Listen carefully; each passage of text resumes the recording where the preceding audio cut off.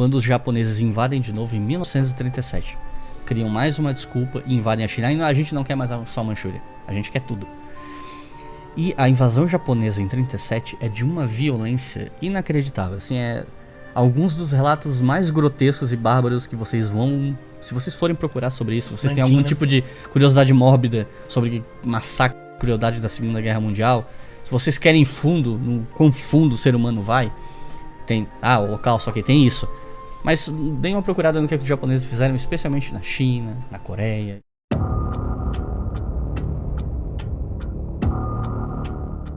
Esta história não começa com explosões e tiros, mas com portas que se fecham em silêncio e nunca mais se abrem.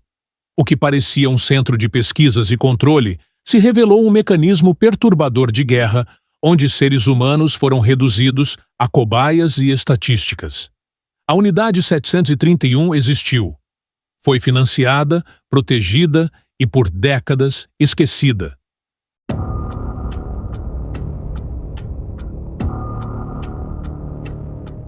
Ninguém desconfiava do que realmente acontecia atrás daqueles muros.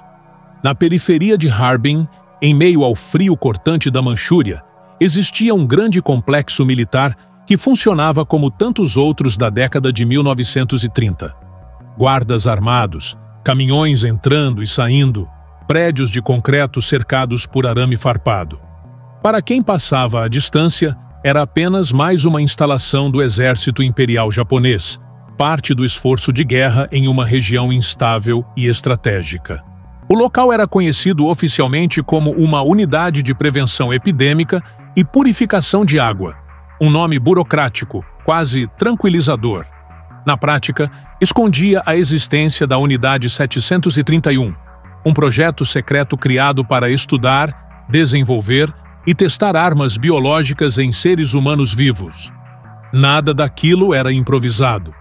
O complexo foi planejado, financiado e ampliado ao longo dos anos, com aval direto das mais altas instâncias militares. A escolha da Manchúria não foi acidental. A região estava sob ocupação japonesa, longe da imprensa internacional e da população do arquipélago japonês. Ali, o Estado podia agir sem testemunhas, sem perguntas e sem consequências imediatas. O isolamento geográfico funcionava como uma camada extra de silêncio. O que acontecia naquele lugar não deveria sair dali, e por muito tempo não saiu. O Japão da época vivia uma combinação perigosa: nacionalismo extremo, culto à obediência e fé absoluta no progresso científico como ferramenta de poder. A guerra não era vista apenas como confronto de exércitos, mas como uma disputa de inteligência, resistência e inovação. E nesse contexto, a ideia de usar doenças como arma começou a ganhar força. Dentro dos prédios da Unidade 731, tudo seguia uma lógica rigorosa. Havia setores específicos, protocolos, horários, registros detalhados. O horror não vinha do caos, mas da normalidade. Funcionários cumpriam turnos. Técnicos anotavam resultados. Oficiais supervisionavam processos. A máquina funcionava com eficiência assustadora. O mais perturbador é perceber que, naquele estágio inicial, quase ninguém dentro do sistema questionava se aquilo era certo ou errado. A pergunta dominante não era "devemos fazer?", mas "funciona?". A ética havia sido substituída pela utilidade. Se um experimento pudesse oferecer vantagem estratégica, ele era considerado legítimo. O sofrimento humano tornava-se um detalhe irrelevante, ou pior, um custo aceitável. Para fora, o segredo era absoluto. Para dentro, o discurso era de dever patriótico. Aqueles que trabalhavam ali eram convencidos de que estavam protegendo o futuro do Japão, antecipando ameaças, salvando milhões de vidas ao custo de algumas poucas. Vidas que, segundo a lógica do regime, já não importavam.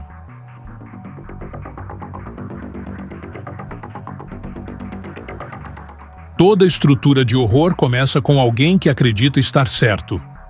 Antes da Unidade 731 existir como complexo, Ela existiu como ideia. E essa ideia nasceu na mente de um homem que se via como visionário, patriota e cientista, Shiro Ishii. Ishii não era um militar comum. Médico formado, inteligente, carismático e extremamente ambicioso, ele acreditava que o futuro das guerras não seria decidido apenas por armas visíveis, mas por inimigos invisíveis, doenças, epidemias, algo que pudesse se espalhar silenciosamente, sem avisos, sem defesas claras. Para ele, essa não era uma perversão da ciência. Era sua evolução natural em tempos de guerra. Ishii não aceitava limites. Via restrições éticas, como obstáculos impostos por quem não compreendia a urgência do conflito. Em sua lógica, se o objetivo era proteger o império, qualquer método se tornava justificável. A ciência, para ele, não precisava ser moral, precisava ser eficaz. O mais perturbador é que, aos olhos de muitos colegas, ele não parecia um monstro. Era educado, articulado, eficiente. Um homem que acreditava sinceramente estar fazendo história. E talvez estivesse, só não da forma que imaginava. Para que a Unidade 731 funcionasse, alguém precisava ocupar o lugar mais vulnerável da engrenagem. E essas pessoas vieram de vilarejos, prisões improvisadas e ruas comuns da Manchúria ocupada. Homens, mulheres, jovens. Muitos nunca haviam participado de qualquer conflito. Ainda assim, foram capturados e levados para o complexo nos arredores de Harbin. Ao cruzarem os portões, algo essencial lhes era retirado: a identidade. Nomes não importavam. Histórias pessoais não importavam. Dentro da Unidade 731, eles passaram a ser chamados de Maruta, ou Toras. Um termo frio, técnico, quase banal. A linguagem cumpria seu papel mais cruel: transformar pessoas em objetos antes mesmo que qualquer experimento começasse. Os prisioneiros eram catalogados, separados, observados. Havia registros, fichas, anotações cuidadosas, não como indivíduos, mas como material de estudo. A normalidade desse procedimento é o que mais assusta. Não havia caos, gritaria ou improviso constante. Havia rotina, turnos, relatórios. A desumanização acontecia de forma silenciosa, burocrática. Muitos não sabiam por que estavam ali. A incerteza se tornava parte do sofrimento. Não saber o que viria depois era, por si só, uma forma de violência psicológica. Alguns historiadores estimam que 3.000 a 14.000 pessoas foram mortas diretamente nos laboratórios e em experimentos médicos da Unidade 731. Quando a guerra terminou, muitos acreditaram que a verdade finalmente viria à tona. Em 1945, com a derrota do Japão e o avanço das forças aliadas, o complexo da Unidade 731 foi abandonado às pressas. Documentos foram queimados, laboratórios desmontados, estruturas destruídas. Não era apenas o fim de uma base militar, era uma corrida desesperada para apagar rastros. Os responsáveis sabiam exatamente o que estava em jogo. Se os registros sobrevivessem, não haveria defesa possível. Por isso, a ordem foi clara: eliminar provas, dispersar equipes, silenciar qualquer testemunha que pudesse falar. Muitos prisioneiros restantes foram executados para que não restassem vozes vivas capazes de contar o que havia acontecido ali. Mas o que veio depois foi ainda mais perturbador. Em vez de julgamentos imediatos, parte dos líderes da Unidade 731 encontrou algo inesperado: negociação. As potências vencedoras demonstraram interesse nos dados obtidos durante os experimentos. Informações sobre doenças, resistência humana e disseminação biológica, tudo aquilo que havia sido produzido à custa de vidas humanas, passou a ser visto como material estratégico valioso. O resultado foi um acordo silencioso.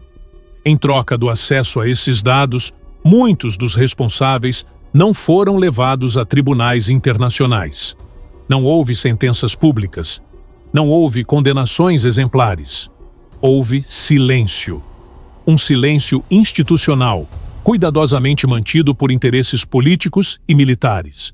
Enquanto isso, as vítimas desapareceram da história oficial, sem nomes, sem túmulos, sem reconhecimento. Para suas famílias, quando existiam, restou apenas a ausência. Para o mundo, por décadas, restou a ignorância. O horror foi tratado como um detalhe inconveniente em meio à reorganização do pós-guerra. Mesmo depois que os prédios foram destruídos e os documentos queimados, a Unidade 731 nunca deixou de existir por completo. Ela apenas mudou de forma. O que restou não foram laboratórios ativos, mas perguntas incômodas que atravessaram décadas em silêncio. Durante muito tempo, o caso foi minimizado, negado ou tratado como exagero. Livros escolares ignoraram o tema. Governos evitaram o assunto. Muitos dos envolvidos seguiram carreiras respeitáveis na medicina e na academia, vivendo vidas comuns, enquanto o peso do que foi feito permanecia sem julgamento público. A ausência de responsabilização transformou o esquecimento em política. Mas a história resiste. Sobreviventes indiretos, documentos preservados fora do Japão e investigações independentes começaram, lentamente, a reconstruir o que havia sido apagado.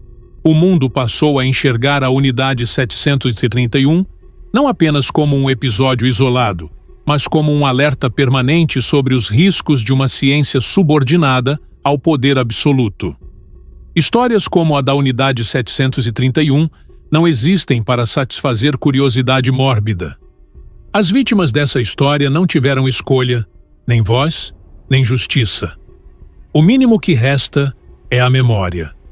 Lembrar não devolve vidas, mas impede que a mentira vença o silêncio.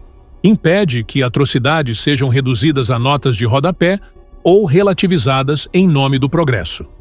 Se este vídeo te causou desconforto, ele cumpriu seu papel. Reflita, pesquise, questione, compartilhe, não por choque, mas por responsabilidade histórica. Porque quando deixamos de lembrar, abrimos espaço para repetir. E a pergunta final permanece, incômoda e necessária. Quem decide até onde o ser humano pode ir? E quem paga quando ele passa do limite?